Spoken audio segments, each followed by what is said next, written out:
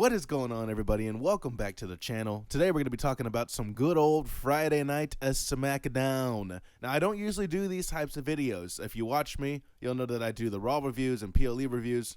Look, the bottom line is I have no way to watch the full show of SmackDown or anything like that, but so much is happening right now in the world of wrestling and on SmackDown, specifically this one, where we had a million qualifying matches. I can't not talk about it. So it's going to be more of a what happened rather than a full in-depth analysis. So if you're looking for every single excruciating detail of this long-ass show being explained here, it's not going to be in this video. Instead, we're going to talk about the main points, what it all means for the future, and what is going down. So without further ado, we're going to be talking about Friday Night SmackDown, what happened. We're talking about the good stuff. We're going to be talking about the bad stuff. And, of course, we're going to be talking about the return of Solo Sikoa. So to start off the show, we obviously had to start with main event Jey Uso himself because he does have the best entrance in the entire business right now. It just makes sense to start every show with him. He's great at getting the crowd hyped, energized, and ready to go, right? Way better than those pills they advertise on TV, let me tell you. What? Jey comes out and he basically invites Cody Rhodes to join him pretty quickly, so Cody also comes out. So two great stars basically teasing Jey Uso versus Cody at Mania. Do I think that's going to happen? Absolutely not. So running through this really quickly, Jey basically says, I got two choices to make, just two, all right? It's not like I got 50. It's not like I'm at a Subway. He's got two choices. He can either face Gunther for the world title or he can face Cody for the WWE title. And if he chooses Cody, he can choose to beat him, right? Or he can choose to stand next to him. And I think that would actually be really cool. Because I think that is what's going to happen. We're going to have two baby faces on top of the company. And honestly, when's the last time that happened? Maybe I'm missing something, but I feel like that honestly does not happen often. I always feel like there's a heel holding the title hostage because that's always a good story, right? But I think it would be really cool to have these two at the top of the company holding hands, kissing, all that stuff in front of us for all of us to enjoy. Who doesn't want to see that? Cody reminisces on the good old days when they were tagging and they were doing all this stuff, when all of a sudden, Tama Tonga and Jacob Fatu have to come and ruin the party. So they come and interrupt them, and they start talking about how, you know what, you've had a good run, Cody, but it's time to give back what you stole from our family. Fatu says that. Cody's like, okay, buddy, whatever. And Jacob also says to Jey Uso, because he is family, he says, hey, cuz, listen. If anybody's going to bring this title back, it's definitely not going to be you punk.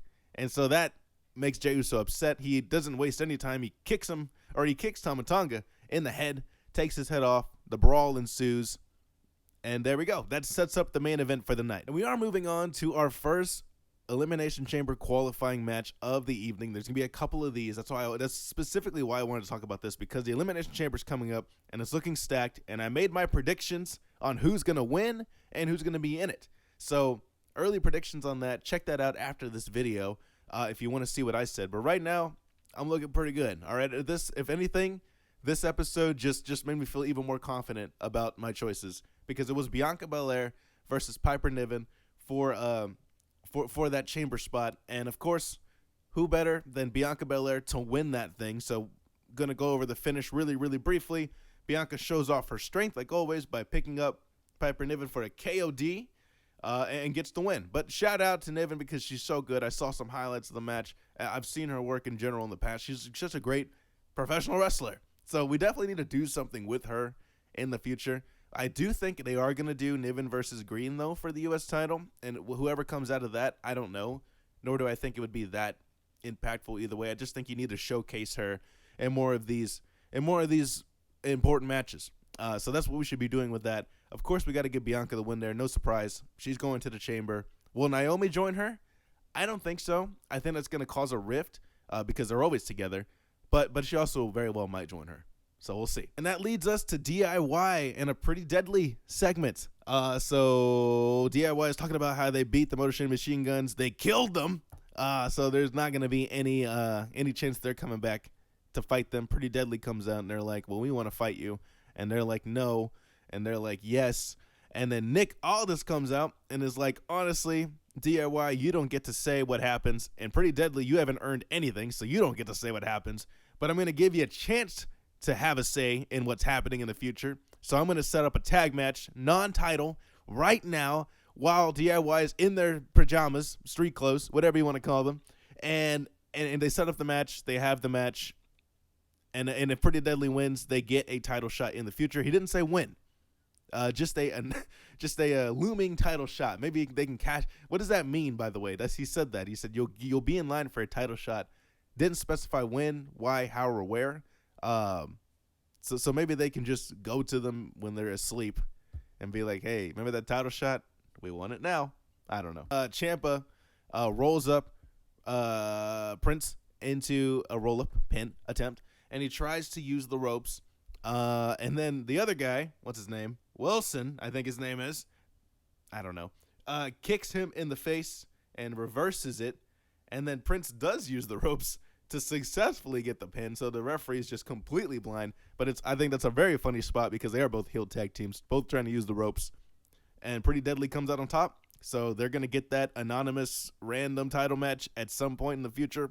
Not specified at this point. And then we had a Drew McIntyre, Jimmy Uso, and LA Knight segment. They talked, and said the following. They actually did say, I was going to say they said nothing, but they did say some pretty important things. So, okay. So first off, Drew's on SmackDown now. So what the hell is that all about? Look.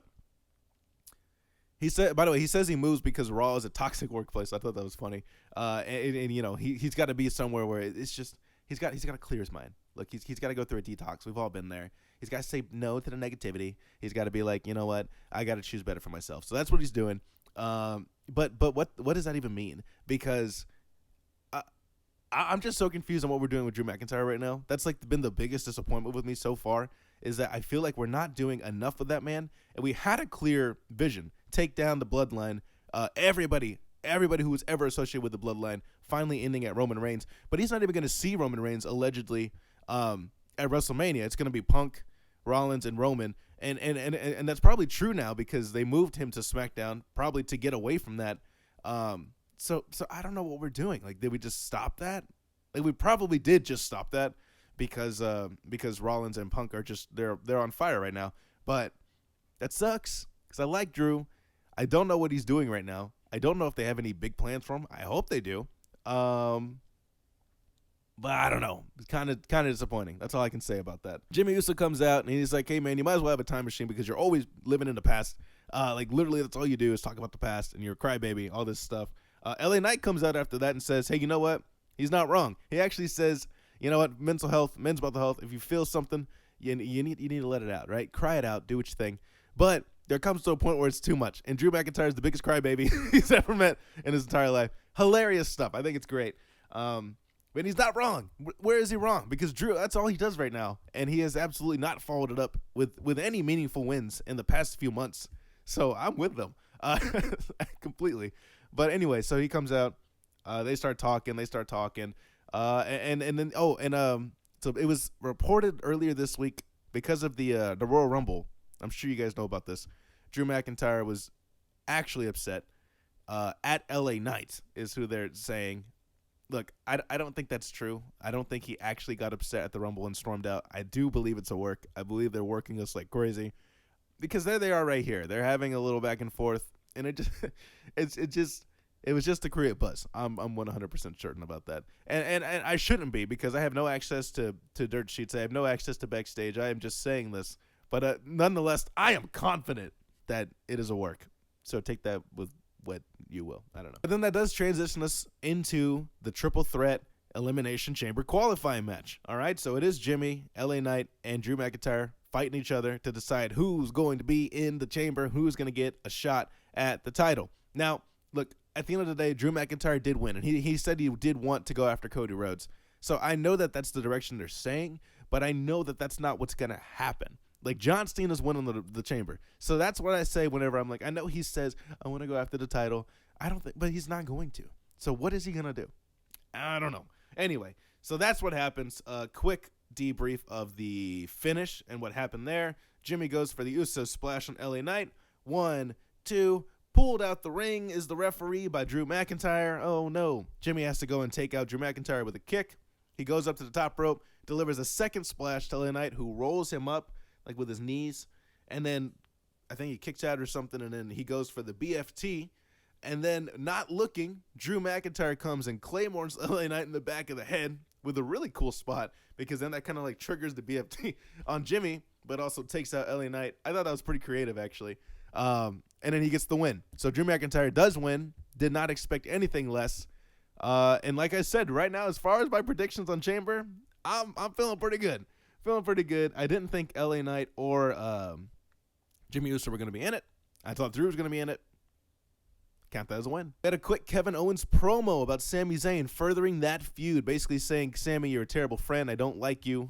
You chose Cody and Roman over me, essentially. All this stuff. Even though, by the way, very ironic, because Kevin Owens is the worst friend in the history of WWE, if you look back at his history. But yeah, so we're totally going to do this at WrestleMania. There's no way we don't.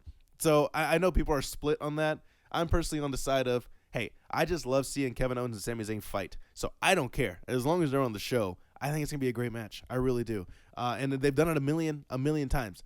Not just in WWE, but in their career in general. But how could you get tired of it? It's just one of those baked-in rivalries, right? It just wouldn't feel right in the world if they didn't exist fighting each other. So I'm here for it. I think that's 100% what we're going to do for Mania. Because we had some more interesting talks. Charlotte Flair came out, and I can say this. She came out, she started talking and said absolutely nothing, okay? And maybe I'm blind with hate here, but I'm not a fan of the Charlotte winning. Anyway, that's old news at this point. She comes out, she's talking basically how she's awesome. And Tiffany comes out and it's like, oh, like blah, blah, blah, blah. I'm the champion. Everybody compares me to you. So I want you to pick me so I can prove that I'm not you. I'm never going to be you. I'm just me, the only me. Okay, so that's basically what she says there. It probably is going to be that match at Mania. It should be. And it should be Tiffany Stratton going over Charlotte Flair. But that's not what we're talking about right now, because then Nia Jax came out and interrupted them and was like, oh, this is so funny. You guys are talking like you're going to fight at Mania, but you're getting ahead of yourselves, because I'm going to fight Tiffany Stratton for the title next week for some weird reason. So what a weird little dip in the story we have right here. We're just going to take a little detour and I guess have Tiffany beat Nia for for some reason. I know she did steal the title. She cashed in on Nia Jax to win the title in the first place, right? So I guess it does make sense a little bit. But also, that was so long ago. Why does she get to cash it in now? Like, shouldn't that expire at some point? But I guess not. So she talked to Nick Aldis. Nick Aldis was like, yeah, I guess you should get a shot. So we're going to do that next week. I don't think Tiffany's going to lose, but I don't think Nia should lose because she's been losing a lot, actually, lately. So who knows what's going to happen with that. Weird to say the least. And then Alexa Bliss came out. Everybody popped. And we moved on to our next qualifying match. It was Alexa Bliss versus Candice LeRae. Like I said, on fire, feeling good. I did pick Alexa Bliss to be in the chamber, not to win it, but to be in it. And she does beat Candice LeRae right here. And it was really good. And the talk of the night was definitely the finish, right? They did a little spin-a-rooney, spin, like they were roly-polies around the ring. And then after that, Candice LeRae went to run at Alexa. She caught her, and Alexa put her in the Sister Abigail to a great pop because Bray Wyatt, oh my gosh, it's just so good. So she put her in the Sister Abigail and then reversed it into a DDT. And if that's her new finish, like I think that's amazing. I thought that looked really good. And so did that, and it looked awesome. It was great.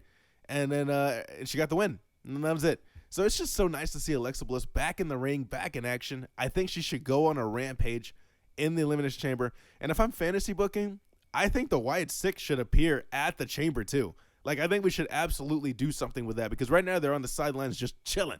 So I think it's a great way to reintroduce them. Maybe do something crazy, spooky, and then tie it in with Alexa Bliss, and then we get that ball rolling out of the chamber.